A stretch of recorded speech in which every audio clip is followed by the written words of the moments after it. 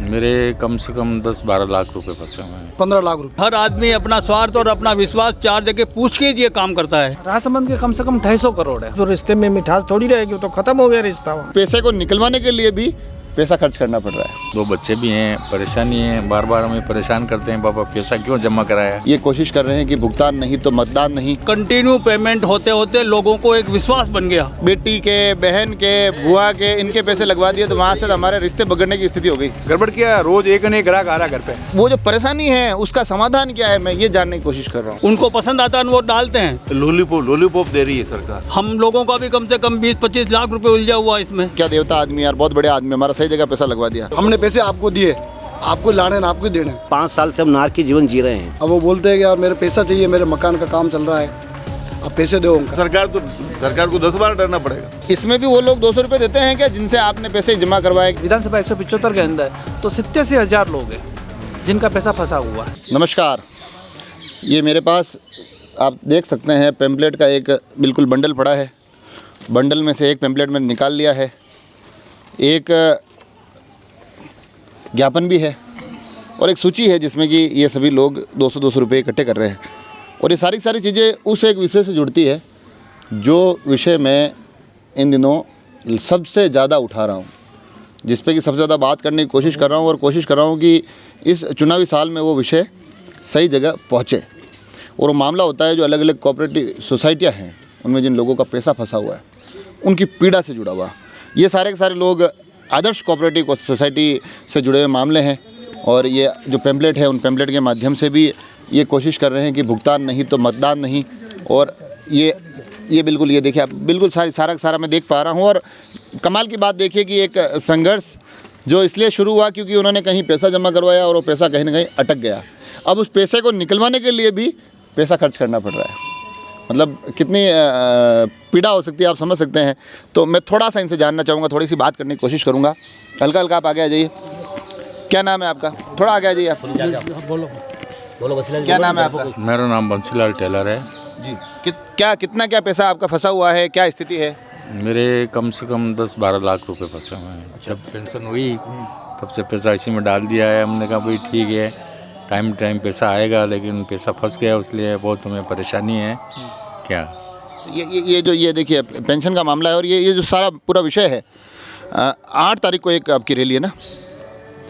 आज मीटिंग है। तो ये मीटिंग के माध्यम से ये मैं पीड़ा आप तक पहुंचाने की कोशिश करूंगा। आपको पेंशन को कहाँ काम करते थे आप? मैं वाटर्स में करता था, 9 चौकी। तो आदमी पूरी ज़िंदगी सरकारी नौकरी इसीलिए करता है कि लास्ट में जो पेंशन का पैसा आवे उससे कहीं सुख मिले मेरे को। तो आपके तो वो सुख और ये पीड़ा में बदल गया, परेशानी में बदल गया। क्या करें, समस्या है हमें। 2 बच्चे भी हैं, परेशानी है, बार बार हमें परेशान करते हैं, पापा पैसा क्यों जमा कराया, क्यों करवाया। सही बात। क्या स्थिति है? आप तो मेरे को जहाँ तक ध्यान है तो आपने, मैं बीच में भी कभी बात की थी कि भाई कुछ और मेरे जो परिचित है उनसे भी मैंने पैसे इसमें लगवाए। क्या है कि इसके लिए काफ़ी टाइम से ये सोसाइटियों ने अपना विश्वास बनाया और 12-12, 15-15 साल तक ये चली है। लोगों को 1 बार पेमेंट हुआ, 2 बार पेमेंट हुआ, 3 बार पेमेंट हुआ, 4 बार पेमेंट हुआ, ऐसे कंटिन्यू पेमेंट होते होते लोगों को एक विश्वास बन गया कि यार पोस्ट ऑफिस में 5 साल की बड़ी स्कीम में यहाँ पे 1-1 साल 2-2 साल में पेमेंट मतलब मैच्योरिटी आ रही है। तो लोगों को थोड़ा कुछ स्वार्थ भी मिला और इनको स्कीम ब्याज भी थोड़ा अच्छा मिला। तो लोग बागों को मतलब क्या, जो मैच्योरिटी बढ़ती गई, जो पेमेंट मिलते गए, जो लोग बाग ज़्यादा जुड़ते गए, ज़्यादा टाइम चली तो और ज़्यादा लोगों का मतलब इसमें इन्वेस्टमेंट हुआ और लास्ट में जाके मतलब काफ़ी लोग बाग इसमें उलझ गए। हम लोगों का भी कम से कम 20-25 लाख रुपए उलझा हुआ इसमें। खुद के पैसे की ज़्यादा परेशानी है या जिन लोगों को आपने कहा कि हाँ लगा दो, बढ़िया कंपनी है, जो कई मैं मिलता हूँ, ज़्यादातर यही बात करता हूँ कि कई लोगों ने अपने परिवारों में लगा दिया और परिवार में भी सबसे ज़्यादा लोग कहते हैं कि जिन्होंने अपनी बेटी के, बहन के, बुआ के, इनके पैसे लगवा दिए तो वहाँ से हमारे रिश्ते बिगड़ने की स्थिति हो गई। बिल्कुल सही है, रिश्तेदारी बिगड़ने के हालात बन गए हैं क्योंकि हर आदमी एक दूसरे को देख के विश्वास करता है यार चलो आप लोग इतने सालों से कर रहे हो तो हमारा भी कर दो। हम लोग कोई ज़्यादा किसी को फोर्स नहीं करते, लोग आगे चल के मत आके पूछते हैं स्कीम के लिए क्या क्या चल रही है, उनको पसंद आता है बताने का काम है हमारा, उनको पसंद आता है वो डालते हैं। बाकी कोई लोग बाग बताते हैं कि भाई हमको उलझा दिए, फंसा दिए, ऐसी कुछ बात नहीं। हर आदमी अपना स्वार्थ और अपना विश्वास 4 जगह पूछ के ये काम करता है। सही बात कह रहे हो आप। पर वो अब वो फंस गया तो अब वो आरोप लगाते हैं। आरोप लगाने का उसका स्वाभाविक है, और ये समय है। रिश्ते खराब हो रहे हैं। बिल्कुल बिल्कुल, ये तो जिसका आप किए हो ना, तो रिश्ते में मिठास थोड़ी रहेगी, तो ख़त्म हो गया रिश्ता वहाँ से। चाहे कुछ भी करो आप, अगर विश्वास दे के ही तो बात हुई थी। बिल्कुल। अब मेरे को एक आदमी बोला था, मैं ज़्यादा नहीं किया हूँ, मैं तो खाली मेरा है पैसा, मैंने किया हुआ कुछ नहीं। एक आदमी का किया था, वो मिल गया। लेकिन दूसरी जगह जो एक जगह मैं गया था, तो उसने क्या बोला, सीधा साफ एक ही बात बोला, भैया आपको ले जाओ पैसा, कोई दिक्कत नहीं है, लेकिन पेमेंट आपको करनी है, आप कहीं भी डालो। अच्छा, मतलब वो जब तक आ रहा है तब तक तो बढ़िया लग रहा है सब कुछ। और जैसे ही गया कि अब आप दो, मैं तो आपको जानता हूँ। वो तो बोला कि मैं तो आपको जानता हूँ, आप कहीं भी ले जाओ, हमसे उससे मतलब नहीं। ये परेशान बंद कर दिया। ये परेशानियों को समझने की बात जरूरी है। और मैं थोड़ा सा एक क्रेडिट आदर्श का नाम आ रहा है, तो मैं ये भी जानना चाहूँगा कि कई बार क्या होता है ना कि लोग जब कंपनियों का चल रहा था, तब लोग कहते थे, अलग अलग कंपनियों की खबरें भी आती थी कि आज ये कंपनी गड़बड़ हो गया, आज इस कंपनी पे छापा पड़ गया, या आज ये कंपनी बंद होने की स्थिति में आ गई। उस वक्त भी लोग कहते थे कि आदर्श के साथ ऐसा नहीं है। अब लगता है कि कहीं ना कहीं वो भी एक लाइन जो चली कि आदर्श के साथ ऐसा नहीं है, तो वो भी अब नुकसान दे रही है। आदर्श के साथ ऐसा नहीं है, इसके कारण ये था कि आदर्श जो थी वो multi state cooperative society act में थी, और उसका एक संचालक मंडल होता है जिसको सभी लोग सेंट्रल रजिस्ट्रार की सहमति से उसको ऑपरेट करते हैं, ताकि एक कोई आदर्श क्रेडिट कोऑपरेटिव कोई प्राइवेट कंपनी तो थी नहीं, ताकि एक रात में बंद करके भाग जाए। इसलिए उसके अंदर जो संचालक मंडल था, वो संचालक मंडल पूरी कार्रवाई करके और उसको संचालित करता था, और उस संचालन मंडल को उसकी निगरानी करने के लिए सेंटर रजिस्ट्रार थे, और उनके हर साल ऑडिट करते थे। इसलिए आदर्श क्रेडिट कोऑपरेटिव पर लोगों को विश्वास था। और आदर्श क्रेडिट कोऑपरेटिव जो सोसाइटी थी, उसके जो प्रमोटर मंडल थे, उनके जो निदेशक थे, तो आपने देखा होगा कि राजस्थान ईटीवी पर एक खास मुलाकात करके एक प्रोग्राम आता था।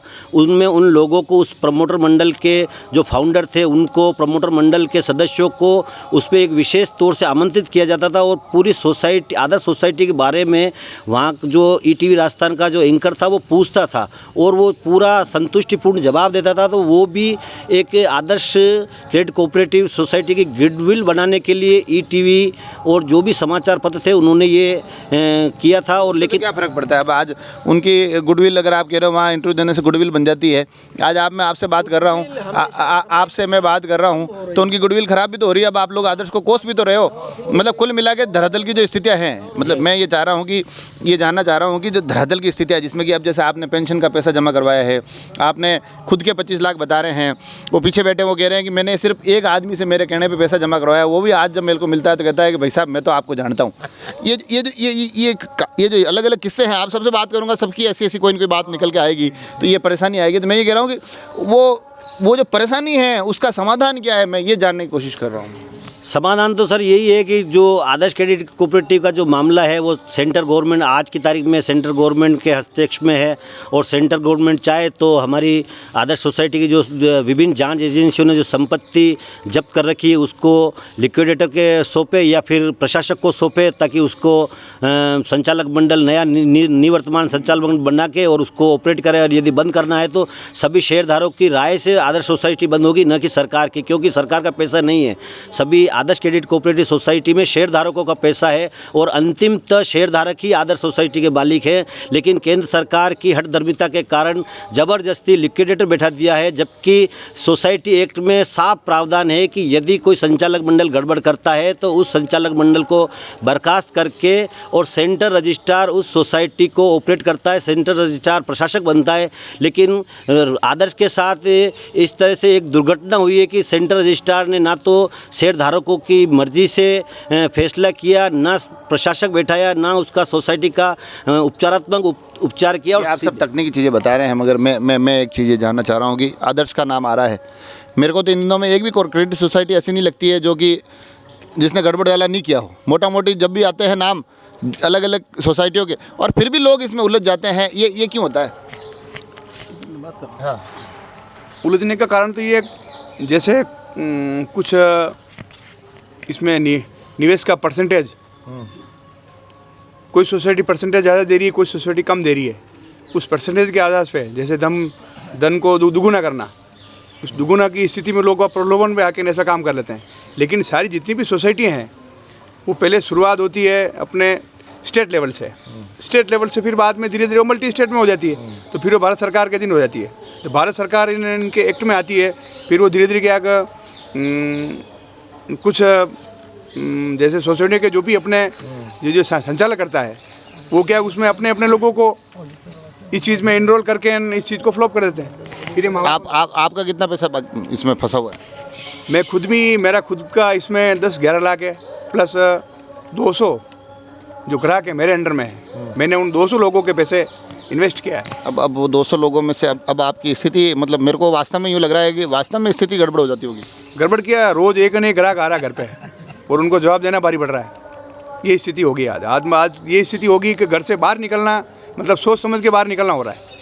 जब तक आपके वो मैं उन इन्वेस्टर से भी थोड़ी सी इस कैमरे के माध्यम से बात करना चाहता हूँ कि जब तक आपके पैसे इन्वेस्टर ने आपके पास पैसे जमा कराए होंगे, जब तक उनके पैसे बढ़िया आ रहे होंगे, तब तो आपको कहते होंगे क्या देवता आदमी यार, बहुत बढ़िया आदमी, हमारा सही जगह पैसा लगवा दिया।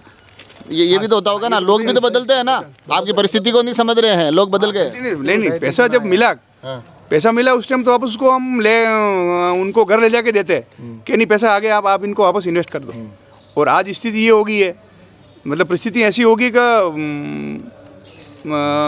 सोसाइटी सारी बंद होगी, एक भी सोसाइटी वर्तमान में चल नहीं रही है। सब बिजनेस में पैसा। आपका कितना पैसा बाकी है? सर मेरा 15 लाख रुपए। क्या करते थे आप?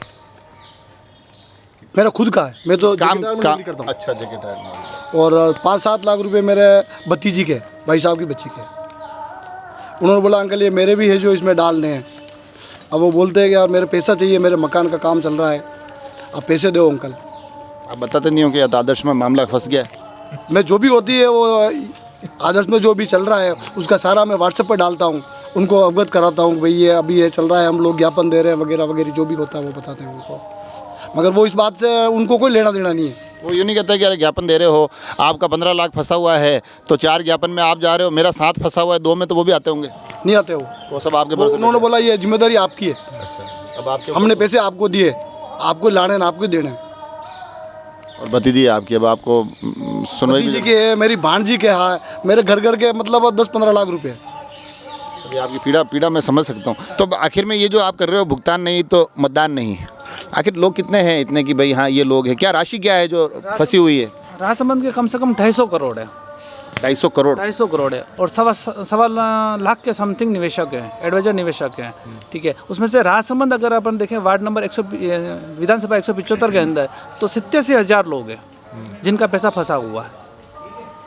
ये आंकड़े कहाँ से निकाले आप? ये आंकड़े सर जो हमारे पहले जो ऑफिस थे उसमें से पूरे आंकड़े लास्ट में निकाले हुए आंकड़े। आप पूछे ना सर, जो आदर्श की जो राजसमंद ब्रांच है और विधानसभा क्षेत्र में कुल मतदाता 2,30,000 हैं और आदर्श के जो निवेशक हैं वो कम से कम 1.25 लाख निवेशक आदर्श के हैं, क्योंकि हर परिवार का एक न एक बंदा आदर्श से या नवजीवन से या संजीवनी सोसाइटी से जुड़ा हुआ है।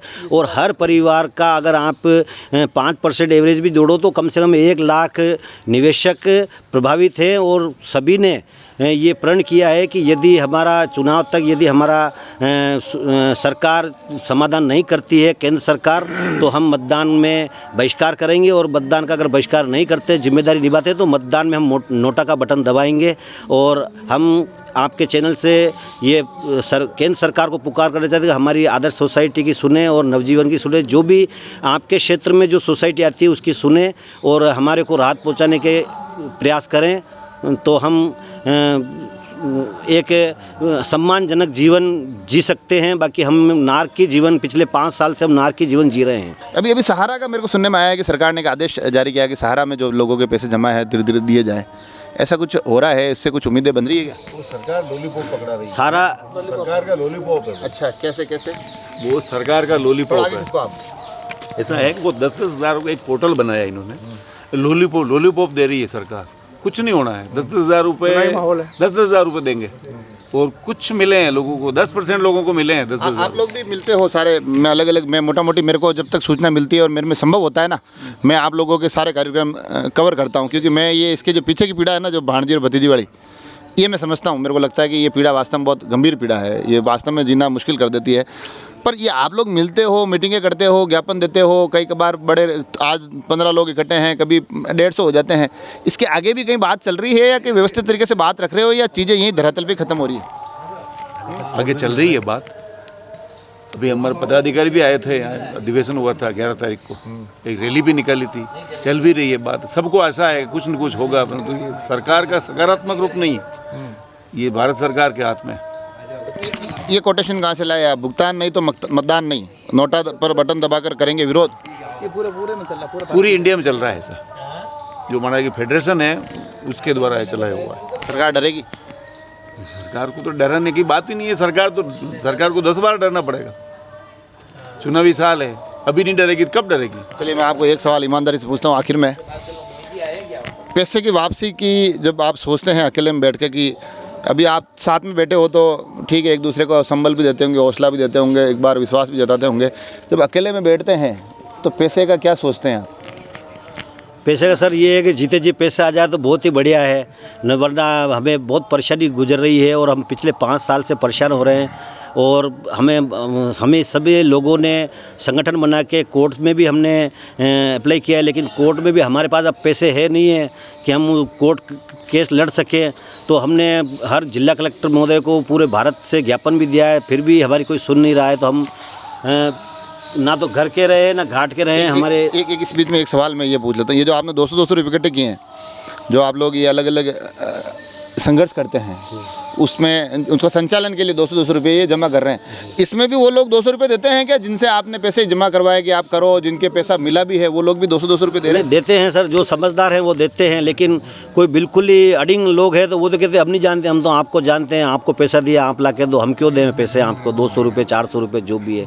लेकिन अब हम जो पेपर वर्क कर रहे हैं, जो भी हमें धरना प्रदर्शन ज्ञापन देना उसके लिए तो पैसे चाहिए, तो अब हम सभी सहयोग से करके सभी आपस में कंट्रीब्यूशन करके और ये हम वैन कर रहे हैं। और हमारा जो मूल पैसा था वो तो सोसाइटी में जमा है और सोसाइटी को सरकार ने जब्त कर रखी है। ये देखा अब ये मैं 3-4 चीज़ें यहाँ से मैं हर बार जब भी इनसे मिलता हूँ तो मेरे को नहीं पता है कि इनका पैसा कब आएगा, मुझे नहीं पता कि इनके पैसे दिलाने में मेरी क्या कोई भूमिका रहेगी या नहीं रहेगी, मगर मैं एक चीज़ कम से कम समाज के लिए मानवीय दृष्टिकोण से चीज़ें निकाल के लाने की कोशिश करता हूँ कि किस प्रकार से जिन्होंने पूरी ज़िंदगी जमा पूंजी इसमें लगा दी, पूरी ज़िंदगी के जो पैसे आए वो इसमें लगा दिए और पैसे अटक गए। सरकार की तरफ से पैसा कब आएगा हमें नहीं पता, मगर कम से कम सरकार को एक ऐसी कोई प्रक्रिया करनी चाहिए कि इनको पता चलता रहे कि सरकार ये कर रही है आपके लिए। इनको एक विश्वास, एक संबल देना जरूरी है कि हाँ सरकार आपके लिए गंभीर है। तो उसके बाद जो सामाजिक रूप से हम सभी का दायित्व है कि जिस प्रकार से इन्होंने कहा कि अलग अलग लोगों से पैसे जमा हुए हैं, उनमें से कई लोगों को लाभ भी मिला होगा, मगर वो लाभ पहुंचने के बाद, वो लाभ लोगों तक पहुंचने के उस दरमियान सब कुछ चीज़ें ठीक रही, मगर उसके बाद चीज़ें बिगड़ जाती है। तो आज इन लोगों की ये परेशानियां भी समझनी होगी कि ये भी इनको भी कोई मज़ा नहीं आ रहा है कि हर बार यहाँ इकट्ठे हुए 200-200 रुपये इकट्ठे करके ये आंदोलन करे। तो ये चीज़ें सभी के लिए समझने की ज़रूरत है और सबसे ज़रूरी ज़िम्मेदार लोग थोड़ा सा इस पीड़ा को समझे, इस पीड़ा को बड़ी गंभीरता से उठाते हुए कोशिश करें कि अब इन लोगों को समाधान मिले। आप सभी लोग जुड़े रहें राजसमंद एक्सप्रेस से। धन्यवाद।